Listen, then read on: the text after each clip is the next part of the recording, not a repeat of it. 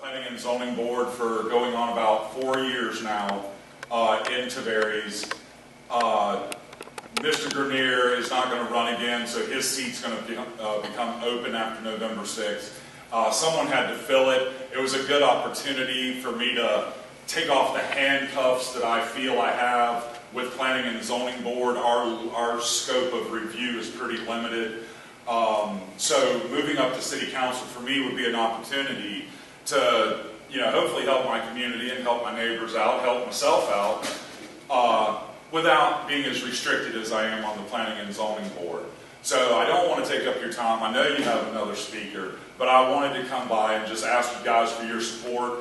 I like the things that you guys talk about fiscal responsibility, and I know Vance comes to our meetings. I've seen him there.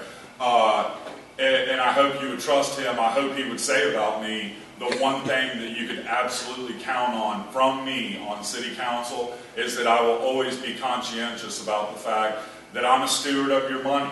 I have a fiduciary duty to everybody, all of us in Tavares.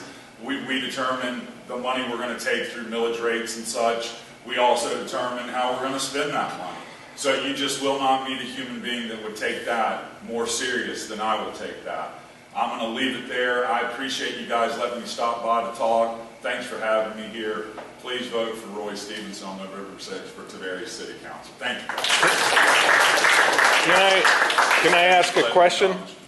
Andy, can I ask a question? Yeah, go please. Because I've been at several of the planning and zoning meetings as well as the civic council meetings. Yes. And as you probably know, in the issue of the Shirley Shores area, that the predominant vote on both your committee and the city council has been to ignore a lot of their comp plans and to vote against the interests of the people that live up there in the Shirley Shores area in putting in a higher density development by a company that is known and it's been documented that they basically just churn and burn lots, sell lots at extremely high prices to people, and then those places are never developed. And they got at least 3 examples of that in this area.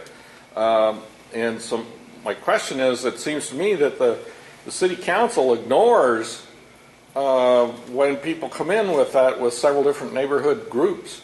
And what's your philosophy about annexing and then taking over neighborhoods and setting rules that are different than what the people there expected would be in place? Okay, yes, sir. Well, thanks for tossing me that softball, Van. I want to start off answering that by saying, I can't answer for what anyone did on city council. I'm not in their mind, so I can't tell you why they did what they did. I can always tell you why I did what I did. When that issue, which was a hotly contested issue, came before Planning and Zoning Board, as I was referring to earlier, our scope of review is so limited that if it fits within what is permissible use for that land, then I'm violating my duty if I take my own personal beliefs or what I think is best and I tell someone that is asking to conclude a project or start a project that they can't conclude or start that project because of my personal beliefs. I am bound to make decisions on the Planning and Zoning Board based upon the reasons the Planning and Zoning Board is there. So I felt very restricted in that I was compelled to answer the way I answered there. And that is in fact one of the reasons that I'm trying to go onto City Council is I will have less of those restrictions. I will be able to voice more of my opinion. I hope my opinion is in line with everyone's opinion in the city of Tavares. That's what I hope to do. I hope to be a representative for Tavares, not a leader. I don't want to lead anybody. I want everybody to fulfill their own lives and their own destiny.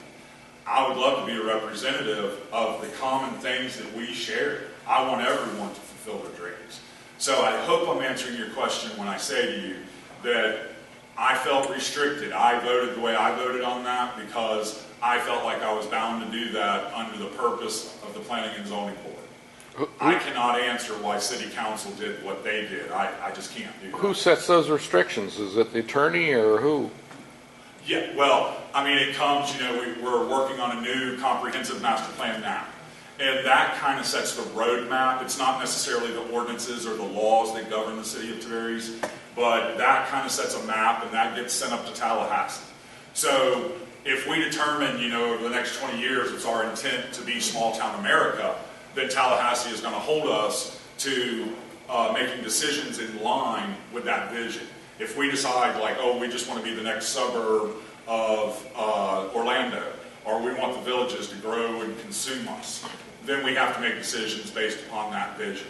So working off that roadmap, which is the master plan, then you have to comply with all the ordinances and all those other things. So the restrictions come from different bodies of law, but in conjunction, they all work together to make it such that if it complies with the existing law, I feel like my duty on Planning and Zoning Board is not to tell someone,